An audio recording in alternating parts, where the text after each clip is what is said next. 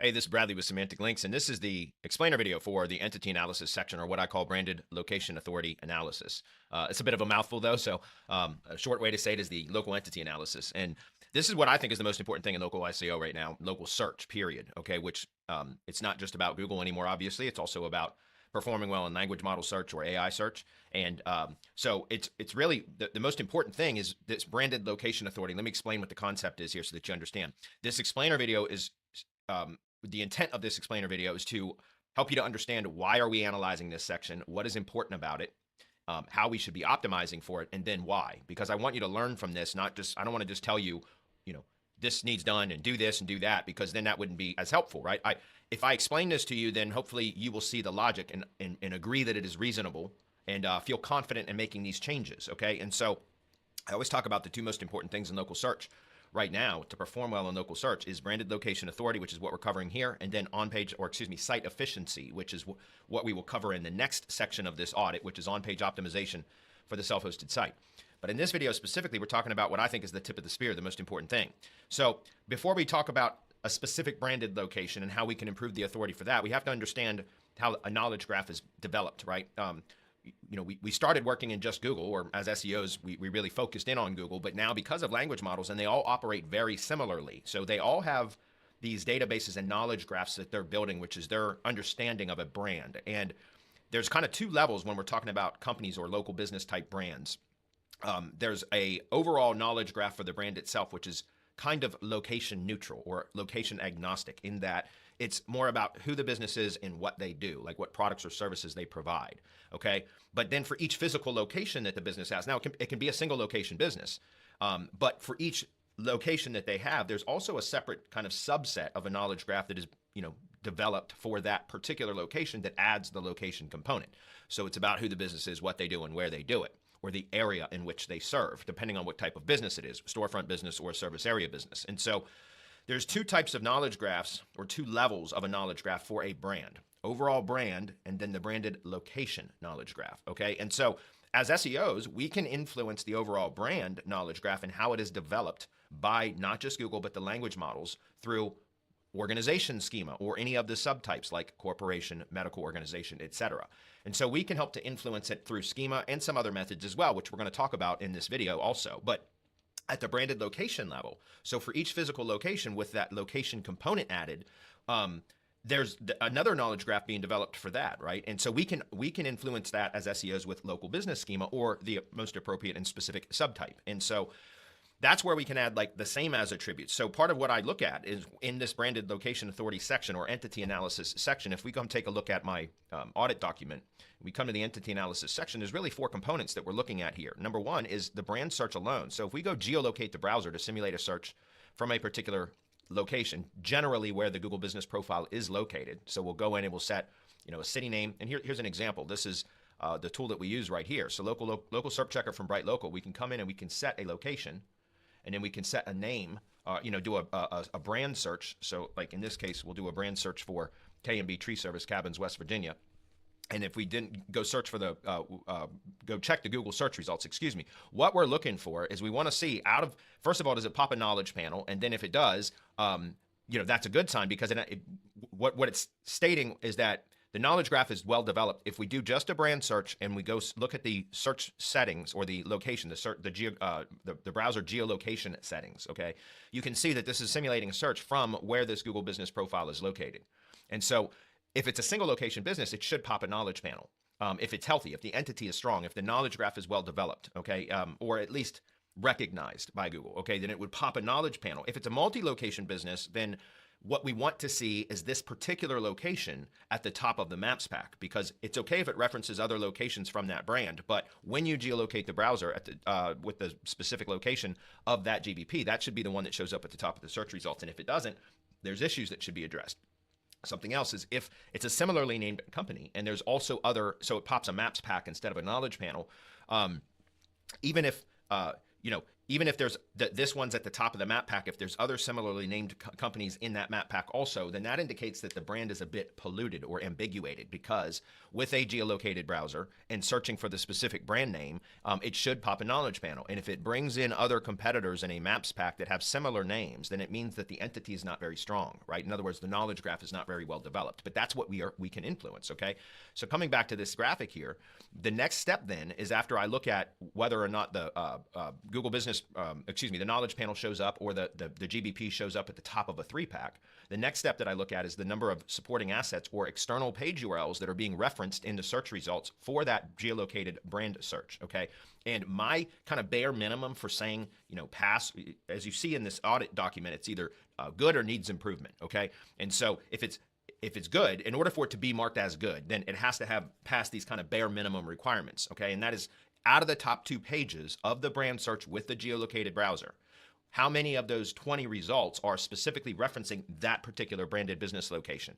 And if it's a multi-location brand, I will say, allow, so to speak, if the brand is being mentioned in the top 20 results, even if it's not that specific location, I'll still allow that to pass, because it means the brand is strong, even if that particular location is a bit weak. Let me explain what I mean. I look at it this way, and let's just use this as the example. If we come back over here and we see that I did a search for KB Tree Service, Cabins, West Virginia, which is where they're located, and this is page 1 of the search results, it pops a knowledge panel. But if we scroll down and look, we can see that, we don't know that that's the same company. I don't think it is. It's not the same name. And they say palm tree removal. Well, there's no palm trees in Cabins, West Virginia. So I know that's not the right business, right? This is a very weak brand, just to be clear. I was actually doing research for one of my tree service clients, and so I just had this open. I didn't plan this at all, honestly, but this is just available. So they don't even have a website, but you can see they have a very weak, even though it pops a knowledge panel, that right on the first page of the search results, we see a lot of other similarly named companies. Like Annapolis is in Maryland, not West Virginia. We know that that's somewhere, this is somewhere that has palm trees, etc. So we can see that this is a very weak knowledge graph for this particular company. And so if we were to then go to page 2 also, we would see, even worse results. Now we're getting to stuff that's not, it's even, less relevant. And so my bare minimum threshold is 16 out of 20 results.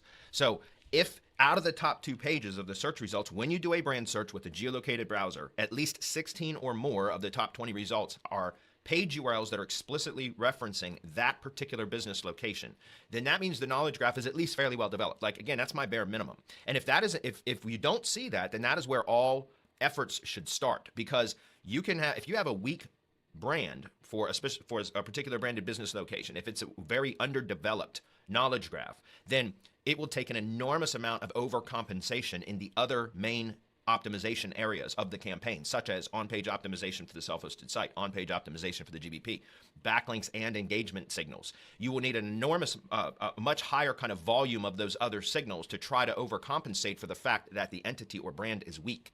The knowledge graph for that branded business location is underdeveloped.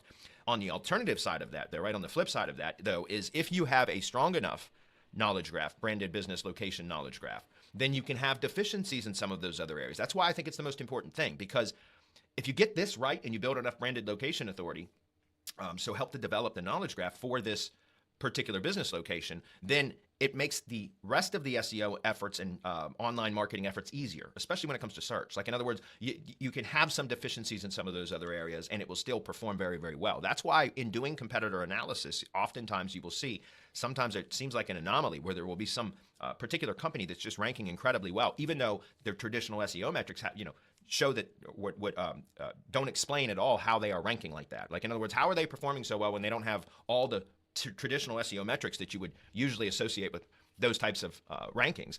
And it usually boils down to one of two things. Either they have a very strong brand, or they're also doing, or a combination of both, or they're doing offline marketing tactics where they are getting a lot of people in the local area to actually search for their company name and then click through. But again, isn't that a branding signal? Of course it is.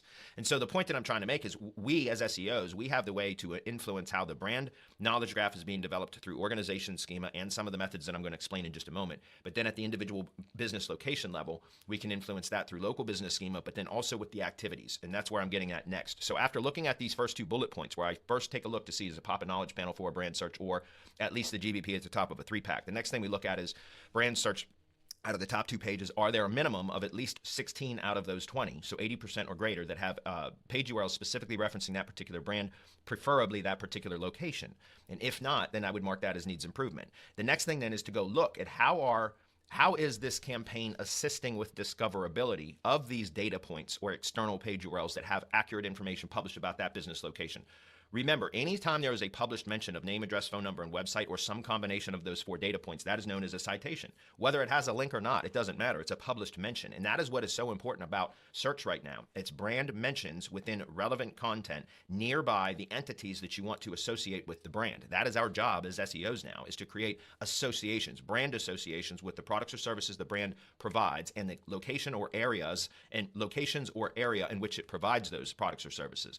It's all about associations. And so how do we as SEOs, besides schema, how can we, in structured data, how can we influence how the language models are developing the knowledge graph for that branded business location? Well, we can go out and build additional assets or find assets that are already citations that already have accurate information published about the business that perhaps the language models aren't aware of, right? And then spoon feed that data. And I even have that put in here. We want to spoon feed that data back to the Google and the LLMs. Well, how do we do that? Number one, I already talked about, we can reference them in the schema. So in local business schema or whatever the appropriate subtype is, that is where we can insert in the same as attributes all of the page URLs that have accurate information published about the business. Those that are indexed, but what about those that aren't indexed yet?